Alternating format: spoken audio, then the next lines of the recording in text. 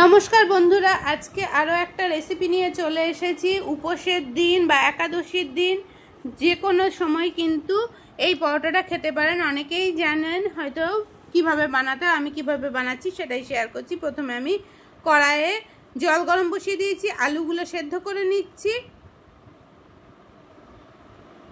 তা কড়াইয়ে চাপা দিয়ে দিচ্ছি। আলু কিন্তু আমার সেদ্ধ হয়ে গেছে। নতুন একটা রেসিপিতে সবাইকে অনেক অনেক স্বাগত জানিয়ে আজকে রেসিপিটা শুরু করে দিয়েছি। আলুটা ঠান্ডা হতে হতে আমি কড়াইয়ের মধ্যে 500 গ্রাম নিয়ে নিয়েছি সাবুটা এখন ভেজে নেব শুকনো কড়াইয়ের মধ্যেই।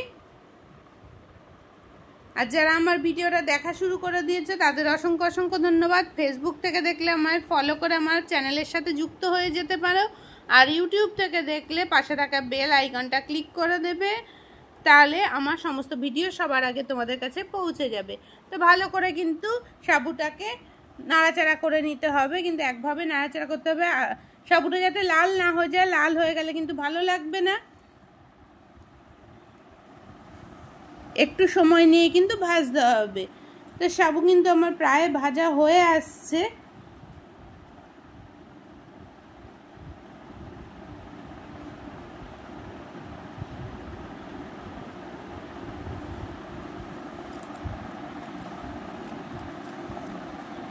একটু সময় লাগছে ভাজতে, একটু সময় ধরেই ভাজতে হবে, নাহলে কিন্তু ভালো লাগবে না। সাবুর যে একটা কাঁচা গন্ধ আছে সেটা যাওয়া অবধি কিন্তু ভাজতে হবে। ভাজা হয়ে গেছে, এখন আমি কিন্তু একটা থালার মধ্যে ঢেলে দিলাম। এটাও একটু ঠান্ডা হতে থাক। কড়াইয়ে তেল দিয়ে দিচ্ছি, একটা তরকারি বানিয়ে নেব। সর্ষের তেল দিয়ে করছি তরকারিটা, তো তার জন্য কিন্তু আমি জিরে ফোড়ন দিয়ে দিলাম। আর আলুগুলো ছোট ছোট করে কেটে নিয়েছি। আলুটা একটু ভাজা ভাজা করে নেব। পরোটাটার সাথে খাওয়ার জন্য, নিরামিষ দিন যেহেতু, একটু টকটক করে কিন্তু আমি এই তরকারিটা করে নেব। তো এখানে আমি দেখো বড় সাইজের কিন্তু 2খানা টমেটো দিয়ে দিয়েছি। টমেটোটাও কিন্তু আলুর সাথে ভাজা ভাজা করে নিচ্ছি। দিয়ে দিচ্ছি হিং। নিরামিষ তরকারিতে কিন্তু হিংটা দারুণ লাগে। আবারও নাড়াচাড়া করে নিচ্ছি।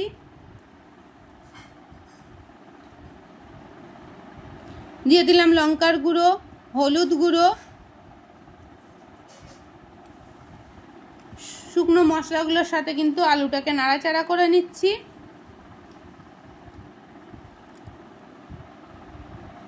দিয়ে দিলাম লবণ,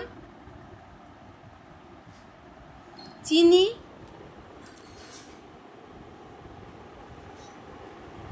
আবারও একটু নাড়াচাড়া করে নিচ্ছি।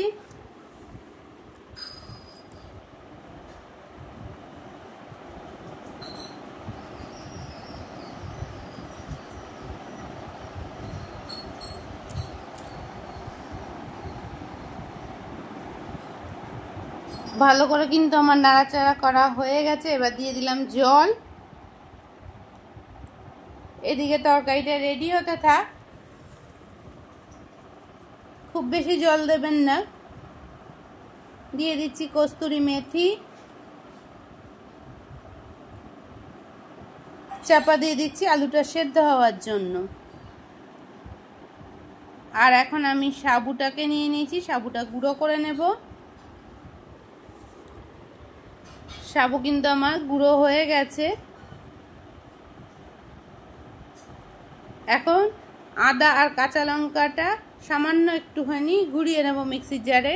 ঘোরানো হয়ে গেছে। আলুটা এখন আমি মেখে নিচ্ছি হাতের সাহায্যে।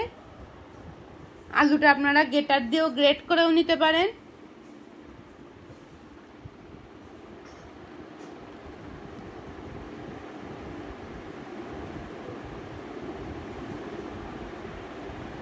আলুটা খুব ভালো করে মেখে নিতে হবে। মাখা হয়ে গেছে। এখন আলুটা কিন্তু ওই সাবুর মধ্যে আমি দিয়ে দিলাম।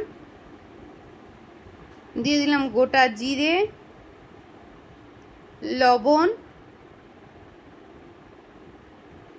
একটু চিনি,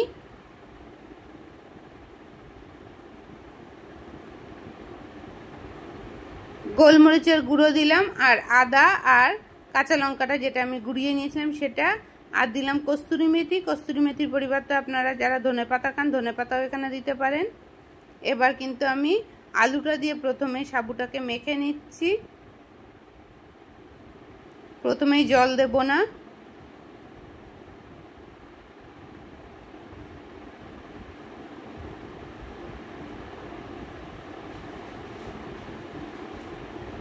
এবার কিন্তু অল্প অল্প করে জল দেব।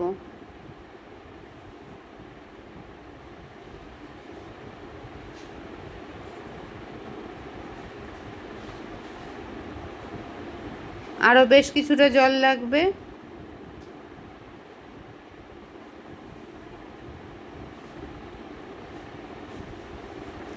একবারে বেশি জল দিয়ে দিলেও কিন্তু ভালো হবে না, কারণ অল্প অল্প করে দিতে হবে।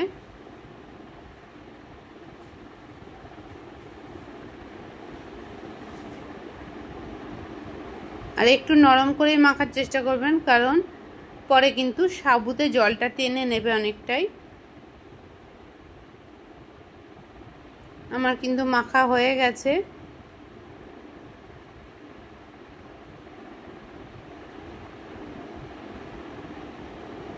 এবার একটু তেল হাতে করে নিয়ে দিয়ে দিচ্ছি। আর রেসিপিটা কিন্তু করার সময় চাপা দিয়ে দিয়ে করবেন, নাহলে কিন্তু শুকিয়ে যাবে, সাবুটা ভালো হবে না।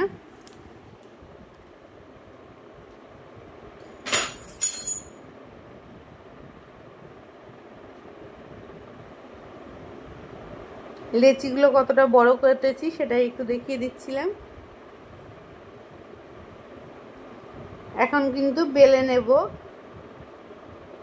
বেলার সময় কিন্তু ফেটে যেতে পারে।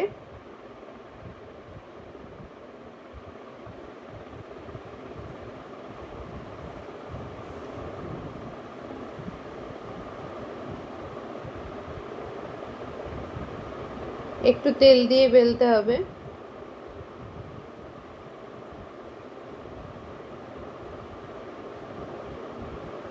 চারিদিকটা দেখছেন ফাটা ফাটা হয়েছে, এরকম একটা জিনিস বা আমরা কড়াই রাখার জন্য যে স্ট্যান্ডগুলো ব্যবহার করি সেই স্ট্যান্ড বা গোল টাইপের কোনো বাটি থাকলে কিন্তু কেটে নিলে একদম গোল হয়ে যাবে পরোটাগুলো।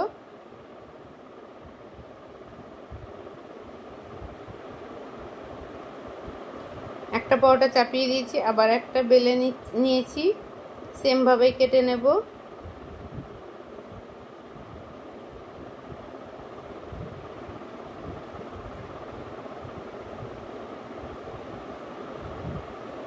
পরোটাগুলো কিন্তু খুবই টেস্টি হয় খেতে, আর খুবই নরম হয়। বাচ্চা থেকে বুড়ো সবাই কিন্তু অনায়াসে খেতে পারবে, একদম ছোট বাচ্চারাও কিন্তু এই পরোটাটা খেতে পারবে। তো এক পিঠ কিন্তু আমার সেঁকা হয়ে গেছে, উল্টো পিঠটা সেঁকতে দিয়ে দিলাম।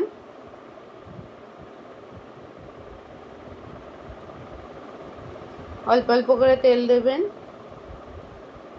আবার এটা রুটির মতোও কিন্তু খাওয়া যেতে পারে।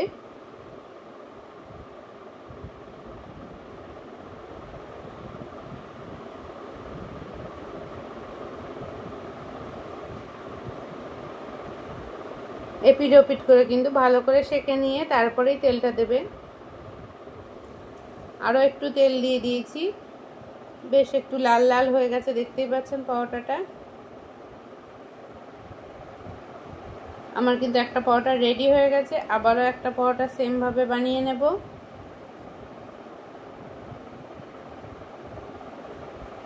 এটার সাথে কিন্তু আপনারা পনিরের কোনো তরকারিও খেতে পারেন, আবার শুধুও কিন্তু ভালো লাগে খেতে, কোনো তরকারি ছাড়াও কিন্তু এটা খাওয়া যায়। পরোটা রেডি হয়ে গেছে, তরকারিও আমার রেডি হয়ে গেছে।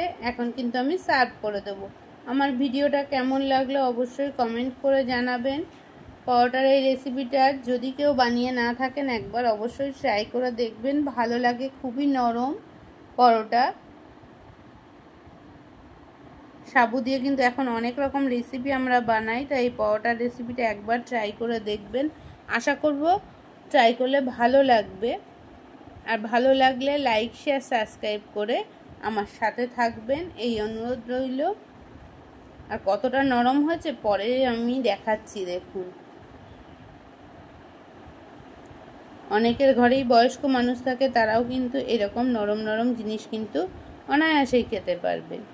তাই তরকারির সাথে কিন্তু আমি পরোটাটা সার্ভ করে দিয়েছি, একদম রেডি হয়ে গেছে সার্ভ করে দেওয়ার জন্য। আপনাদের এক একটা মূল্যবান মতামত কিন্তু আমাদের নতুন নতুন ভিডিও করার উৎসাহ দেয়। All friend, love you. ভিডিওটা ছেড়ে যাওয়ার আগে কিন্তু একটা মিষ্টি কমেন্টের জন্য কিন্তু থাকলাম আশায়।